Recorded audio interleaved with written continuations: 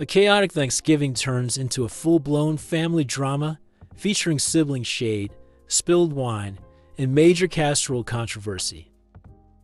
Thanksgiving always started the same way in our house: the smell of turkey roasting, cinnamon wafting from the pies cooling on the counter, and the uneasy undercurrent of tension. This year, however, was different. It was as if the universe had decided to amplify every flaw, every grudge, every simmering resentment in our family, and I was caught in the middle. My name's Riley, by the way. I'm the one who gets nominated to host Thanksgiving every year because my house is the biggest and, as my mom says, I can cook more than boxed macaroni. Not exactly a glowing endorsement, but enough to shoulder the burden of hosting.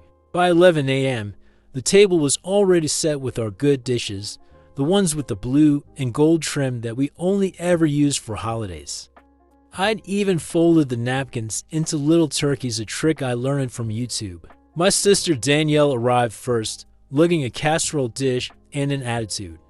"Green bean casserole," she announced, plunking it onto the counter. I use almond milk because Brad's lactose intolerant now. I wasn't sure if she was being thoughtful or passive-aggressive. Her husband, Brad, was famous for suddenly adopting new dietary restrictions just to make everyone else's life harder. "Thanks," I said, though my smile wavered when I saw her swipe a taste of the mashed potatoes I'd just finished whipping. A little bland," she commented. "Great. We were off to a fantastic start." By the time Mom and Dad arrived, lugging a pumpkin pie and what looked like a gallon of wine, the mood had shifted from mildly tense to outright charged. "Why does your sister have to park her tank in the driveway?" Dad grumbled, referring to Danielle's oversized SUV. "I told you to stop calling it that," Mom snapped. "It's a luxury vehicle, Bob." Dad rolled his eyes and made a beeline for the bourbon I'd set out in the living room. Uncle Charlie showed up next, smelling faintly of cigar smoke and wearing the same Hawaiian shirt he wore every year. He slapped a bag of dinner rolls onto the counter like it was a winning lottery ticket. "Store-bought," Danielle sniffed, looking horrified. "Don't start," I warned her, but the battle lines were already forming. The real trouble started when my brother Ethan arrived. Ethan's the golden child door, at least. That's what Danielle and I always called him behind his back. He breezed in 20 minutes late, his wife Rebecca trailing behind with their baby in tow. "Sorry we're late," he said, not looking sorry at all. The baby had a blowout. Danielle crossed her arms. "Must be nice to have an excuse for everything." "Nice to see you too, sis," Ethan shot back, his tone sharper than the carving knife I'd just pulled from the drawer. Rebecca, ever the peacemaker, tried to smooth things over. "We brought a sweet potato souffle," she chirped, placing it on the table. But no one was paying attention anymore. It happened over dinner, of course.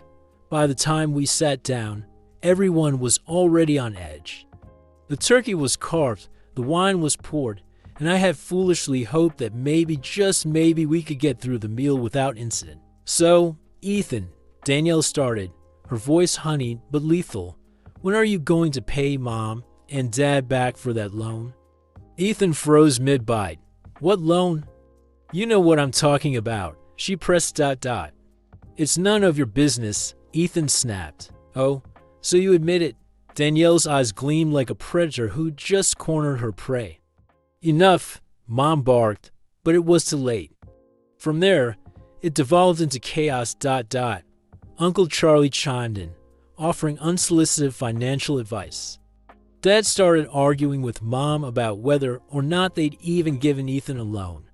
Rebecca tried to shush the baby, who was now screaming, and Danielle flung a napkin onto her plate, declaring she was done with this family. By the time dessert rolled around, the dining room looked like a war zone.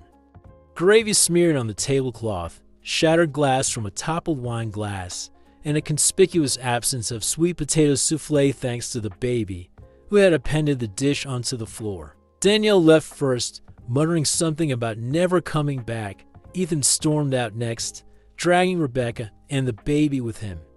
Uncle Charlie lingered, finishing off the last of the bourbon before sauntering out with a cheerful, See you at Christmas. After everyone left, I stood in the kitchen, surveying the wreckage. The turkey carcass sat on the counter, picked clean, and the sink was piled high with dishes. I grabbed a slice of pumpkin pie and collapsed onto the couch. Maybe it wasn't the Thanksgiving I'd envisioned, but it was ours, messy, dramatic, and entirely unforgettable. And as much as I wanted to swear off hosting forever, I knew I'd do it all over again next year. Because that's family, a little love, a little chaos, and a whole lot of gravy. If you liked the video, please leave a like, comment, and subscribe for more videos like this.